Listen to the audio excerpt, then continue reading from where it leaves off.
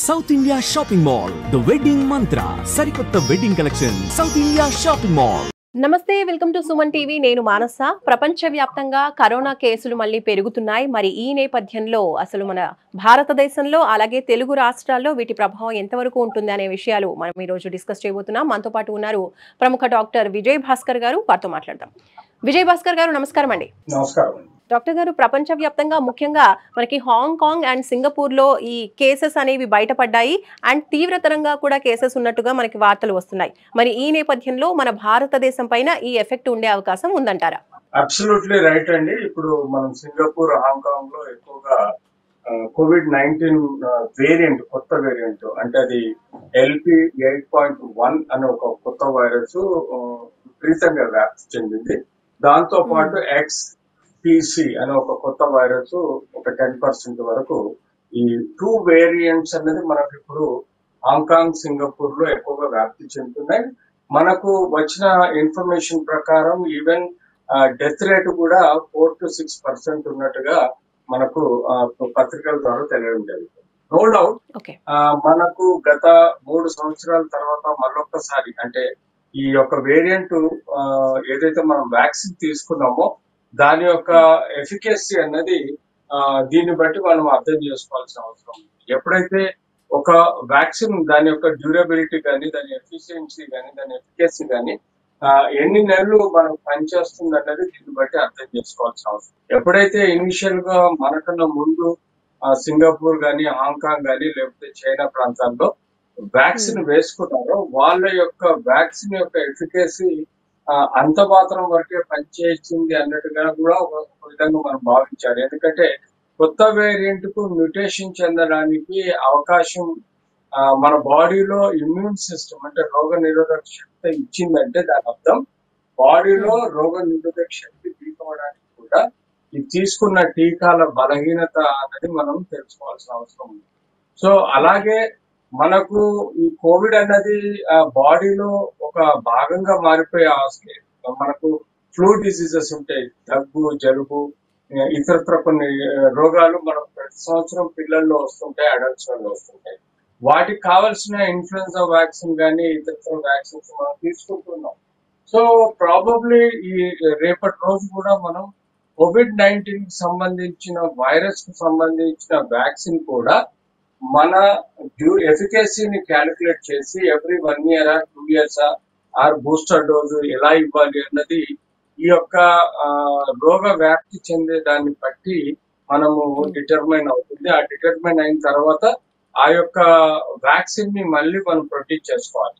So on an average లో కొన్ని vaccines 2 years పనిచేస్తాయి, కొన్ని వ్యాక్సిన్స్ 5 years పనిచేస్తాయి, కొన్ని వ్యాక్సిన్స్ 10 years పనిచేస్తాయి. కానీ మనం COVID-19 సంబంధించిన వ్యాక్సిన్ కూడా మనము ఇప్పుడు దీన్ని బట్టి అసెస్ చేసుకొని దాన్ని బట్టి బూస్టర్ డోస్ ఎలా ఇవ్వాలి, మంత్లీ ఇయర్లీ డోస్ ఇవ్వాల్సిందా అన్నది డిటర్మైన్ చేయాలి. బట్ ఓవరాల్ గా చూస్తే absolutely prevention is better than treatment. అంటే mask, face shield, physical distance, sanitization అనేది మనం తప్పకుండా మన దేశంలో ఇలాంటి పోర్ కంట్రీలో మళ్ళీ అలాంటి వ్యాప్తి చెందడం కానీ కొన్ని కోట్ల మందికి ఎఫెక్ట్ అయ్యే ప్రమాదం ఉంటుంది. ఒకటి, రెండోది ఆర్థిక ఇబ్బందులు కూడా ఏర్పడే ఆస్కారం ఉంటుంది. ఇప్పుడే మనం చూసాము పాకిస్తాన్ ఇండియా వార్ అనేది ఒకటి మనకు ఇంకా జరుగుతూనే ఉంది, సింధూర్ వార్ అన్నది. సో ఇలాంటి సమయాల్లో ఆర్థిక ఇబ్బందులు ఉంటాయి. సో మళ్ళీ మనకు ఇలాంటి కొత్త వైరస్ అనేది, కొత్త వేరియంట్ ఏదైతే LP8.1 వైరస్ కానీ లేకపోతే XCP అనే వైరస్ ఏదైతే మళ్ళీ మనకు వ్యాప్తి చెందే ప్రమాదం ఉంటుంది. కాబట్టి ప్రివెన్షన్ చేసుకోవాల్సిన అవసరం ఉంది. ఎక్కువగా మనకు ఇంటర్నేషనల్ ఫ్లైయర్స్ ఎక్కువగా ఎయిర్పోర్ట్స్ నుంచి ట్రాన్స్మిషన్ ఎక్కువ అవుతుంది. కాబట్టి మరొక్కసారి ఇంటర్నేషనల్ ఎయిర్పోర్ట్స్ ని క్షుణ్ణంగా పరిశీలించి వాళ్ళను RT-PCR టెస్ట్ చేసిన తర్వాతనే ఇండియాలోకి అలో చేసి WHO కానీ లేకపోతే ICMR కానీ లేకపోతే health ministry, central government proper steps తీసుకోవాల్సిన అవసరం ఉంది. లేకపోతే అలాంటి సెన్సిటివ్ వైరస్ మనకు వ్యాప్తి చెందితే మళ్ళీ ప్రమాదమయ్యే ఆస్కారం కూడా.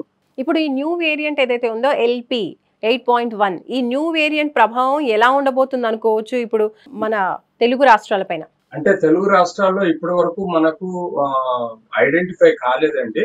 కొన్ని ఫ్లూ డిసీజెస్ మనకు తెలుస్తుంది. ఇంకా ఆర్టీపీసీఆర్ టెస్ట్ ద్వారా కన్ఫర్మ్ అవ్వాల్సిన అవసరం ఉంది. బట్ బేసిక్ క్యారెక్టర్స్ అంటే దగ్గు, జలుబు, అలాగే గొంతు నొప్పి, ఇంకా ఆయాసం, ఫీవరు, ఒళ్ళు నొప్పులు, జాయింట్ పెయిన్స్ లాంటివి ఎన్నో మనము యూజువల్ గా ఈ సీజన్ లో వేరియేషన్ లో చూస్తూ ఉంటాం. So okay. వాటిని మనం జనరలైజ్డ్ వైరల్ ఫీవర్ అనుకోవాలా, లేకపోతే ఫ్లూ డిసీజ్ అనుకోవాలా, లేకపోతే కోల్డ్ లాంటివి టెంపరీ డిసీజెస్ అనుకోవాలా, లేకపోతే కోవిడ్ అనుకోవాలన్నది అన్లెస్ ఆర్టిఫిషియల్ చేస్తే కనుక మనకు తెలియదు. కానీ మనకు ఇప్పుడు ఏదైతే హాంకాంగ్ ఉందో, సింగపూర్ ఉందో అక్కడ ఎక్కువ శాతము ఈ 8.1 ఎల్పి అనేది మోస్ట్ కామన్ గా 90% వ్యక్తులు ఎఫెక్ట్ అయ్యి కొంత ఒక 2 to 3% డెత్ రేట్ కూడా ఉందని మనకి ఇన్ఫర్మేషన్ వచ్చింది. అలాగే ఓకే. ఏదైతే ఎక్స్సిపి అనే ఒక కొత్త వేరియంట్ ఉందో అది కేవలం 10% వ్యాధిగ్రస్తులలో వస్తుందని చెప్పి విన్నాం. సో ఇప్పుడు ఓకే. హాంకాంగ్, సింగపూర్ ఇష్యూస్ మనం ధర్మిలా కన్సిడర్ చేసుకుంటే అలాంటి వైరస్ వ్యాప్తి మన ఇండియాలో వస్తే మనకి ఎక్కువగా అంటే క్లోజ్డ్ ఏరియాస్ అటెన్షన్ ఉండదు. సింగపూర్, హాంకాంగ్ లాగా నెగ్లిజెన్స్ ఎక్కువ ఉంటుంది. మాస్క్ పీపుల్ ఎక్కువగా ఉంటారు. ప్రాపర్ మాస్క్ కానీ ఇతరత్ర జాగ్రత్తలు పాటించరు కాబట్టి అలాంటి వ్యాప్తి మన ఏపీ, తెలంగాణలో ఎక్కువగా వ్యాప్తి చెందే ప్రమాదం ఉంటుంది. కాబట్టి prevention is better than treatment అన్నట్టుగా okay. Mask, physical distance, sanitization ఇవన్నీ మనం జాగ్రత్తగా పాటిస్తే తప్పనిసరిగా మనము ప్రివెంట్ చేయొచ్చు. కానీ ఓకే. అంటే ఇప్పుడు ఎల్‌పి 8.1 ఇప్పుడు ఈ వేరియంట్ కొత్తగా మీరు చెప్తున్నటువంటి ఇంకో వేరియంట్ ఏదైతే ఉందో, ఈ 2 వేరియంట్స్ ఎక్కువగా అంటే ఎవరిపైన ప్రభావం చూపిస్తుంది? పిల్లల పైన అనుకోవచ్చా? లేదంటే పెద్దవాళ్ళ పైన? ఎవరెక్కువగా జాగ్రత్త పడాల్సి ఉంటుంది? హాంకాంగ్ అండ్ మనకు సింగపూర్ లో ఎక్కువగా అడల్ట్, మిడిల్ ఏజ్ వాళ్ళ దాంట్లోనే ఎక్కువగా వ్యాప్తి చెందుతున్నట్టుగా ఉన్నది. పిల్లలలో క్రమేణా అంత పెద్దగా వ్యాప్తి చెందినట్టు మనకు ఇన్ఫర్మేషన్ లేదు. బట్ ఓవరాల్ గా ఇప్పుడు ఉన్న మనకు సిస్టమ్ లో అంటే అడల్ట్స్ లో ఎక్కువగా vaccine capacity, vaccine duration, vaccine ఎఫికేసీని బట్టి ఇది నిర్ణయించబడుతుంది. డయాబెటీస్, హైపర్ టెన్షన్, క్యాన్సర్ రోగస్తులు, లేకపోతే ఇతరత్ర వాళ్ళకు మెడికల్ ఆంకాలజీ ట్రీట్మెంట్ లో ఉన్న వాళ్ళు, ఇమ్యూనిటీ తక్కువ ఉన్న వాళ్ళు, ఓల్డ్ ఏజ్ వాళ్ళు దీనిలో ఎక్కువగా ఎఫెక్ట్ అయ్యే ప్రమాదం ఉంది. ఈవెన్ కోవిడ్ లో చూసుకున్నా కూడా మనం ఎక్కువగా అడల్ట్స్ ఎఫెక్ట్స్ అయింది, చిల్డ్రన్స్ తక్కువ అయ్యారు. కానీ మధ్యలో కొన్ని వేరియంట్స్ లో చిల్డ్రన్స్ కూడా ఎక్కువ ఎఫెక్ట్ చూసాం. సో ఇప్పుడు దీన్ని ఇంకా మనం ఇండియాలో స్టడీ చేయాల్సిన అవసరం ఉంది. ఇంత ఈజీగా ఇంత ముందు చెప్పడం కూడా కొంత కష్టం. బట్ హాంకాంగ్, సింగపూర్ బేసిస్ చూసుకుంటే అక్కడ సాంద్రత తక్కువ ఉంటుంది, జనాల సాంద్రత తక్కువ ఉంటుంది, ప్రాపర్ కేర్ తీసుకుంటారు, హెల్త్ ఫెసిలిటీ చాలా ఉన్నా కూడా వాళ్ళు ఇంత సఫర్ అవుతున్నారంటే యూ జస్ట్ ఇమాజిన్ మన ఇండియాలో అదే వ్యాప్తి చెందితే ఎంత ప్రమాదం ఉంటుంది అన్నది ప్రజలు గ్రహించాలి. భయపడకండి, జాగ్రత్తగా ఉండండి. అలాగే ఒక యాక్ట్రెస్ శిల్ప అని చెప్పేసి బిగ్ బాస్ లో పార్టిసిపేట్ చేసిన ఆవిడ పైన కూడా కోవిడ్ వేరియంట్ సోకినట్టుగా కూడా మనకు వార్తలు వస్తున్నాయి.